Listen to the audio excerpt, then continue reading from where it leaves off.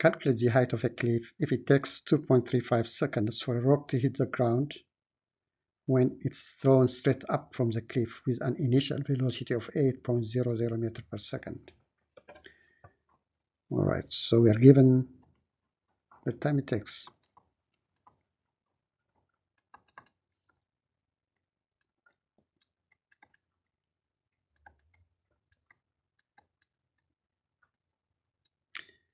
We are also given the initial velocity V0,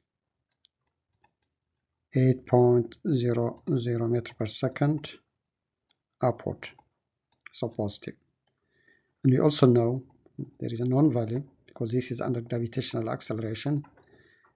G is approximately equal to negative 9.80 meters per second squared. And what we are asked to find is H. H. The height. All right. We can calculate delta y, and we know that delta y and h are related. Now, if we assume our cliff to be something like this is the ground. Now, if our reference point is delta y, right here, delta y can be calculated using kinematic equation.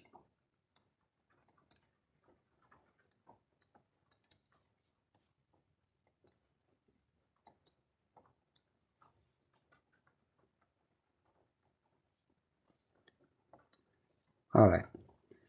So delta y and h are related, so h is going to be negative delta y. All right. So now we have delta y is equal to V0 times t plus half dt squared.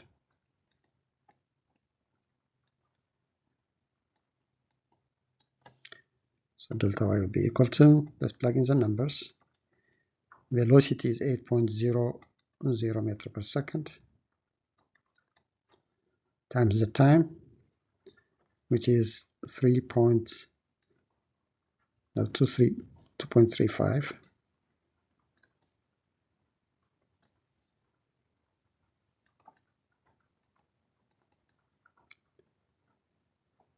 seconds plus 1/2. Gravitational acceleration is negative 9.80 meters per second squared times the time, which is 2.35 seconds.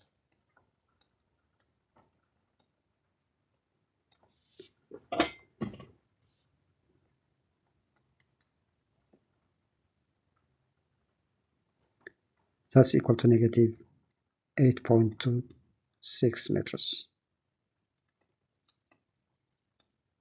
Alright, from this reference point to the ground is 8.26 meters downward. So what is the height of the top of the cliff if our reference point is right here? Alright, and that will be h. H is equal to negative delta y. We are reversing the reference point. Therefore, this is going to be negative 8.26 meters. And that's equal to 8.26 meters. So the cliff is 8.26 meters high.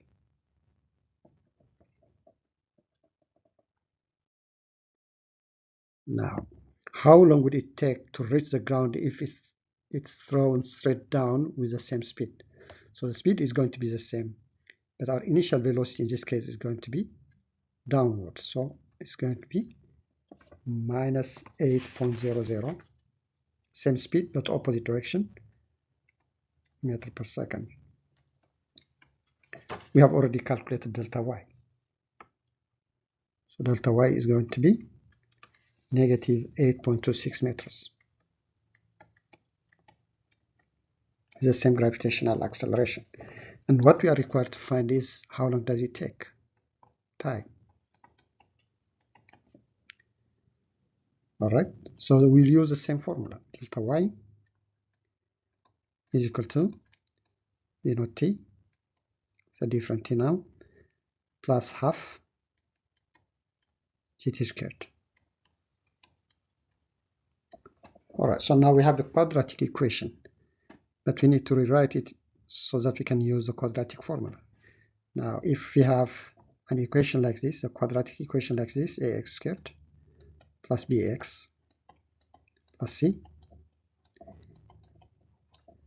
we know from algebra the x value here is equal to negative of the coefficient of the middle term plus or minus square root of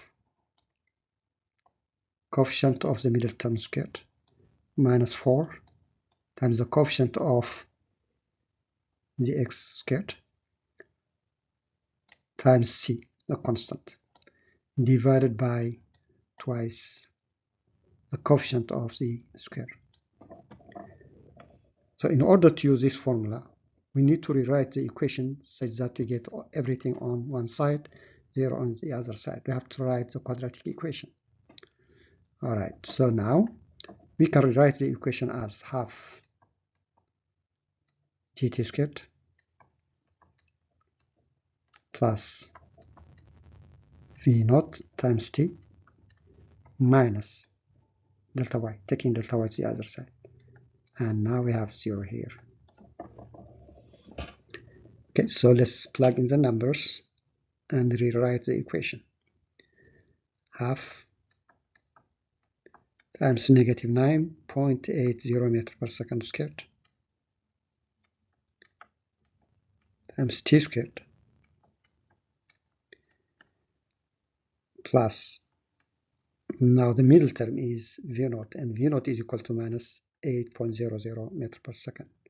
So that's going to be minus 8.00 meter per second times t minus negative 8.26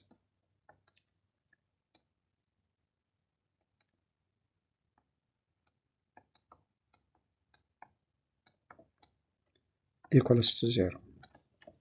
Let's simplify it. 1 over 2 times 9.8 is 4.9. So now we have 4.9, negative 4.9 meter per second squared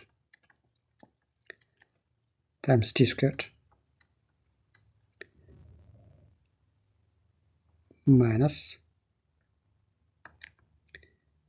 8.00 meter per second times time. Negative times negative is positive, so we have 8.26 meters equals to 0. So now we have our quadratic equation exactly similar to quadratic equation that we have here. So now we can use the quadratic formula in order to find t. So what is t going to be? T is going to be negative of negative 8.00 meter per second, that's the middle term, plus or minus square root of b squared, in this case is negative 8.00 meter per second, square it, minus 4 times a, or a is negative 4.9,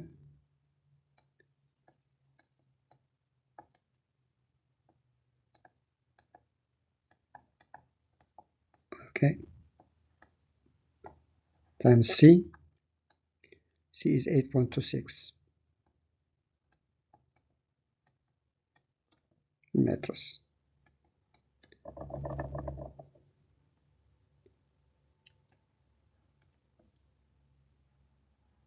Divide that by 2a, or a is negative 4.9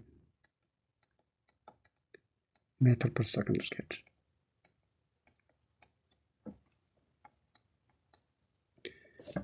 Alright, so now we are going to have two solutions because the square root or the discriminant inside has a positive value.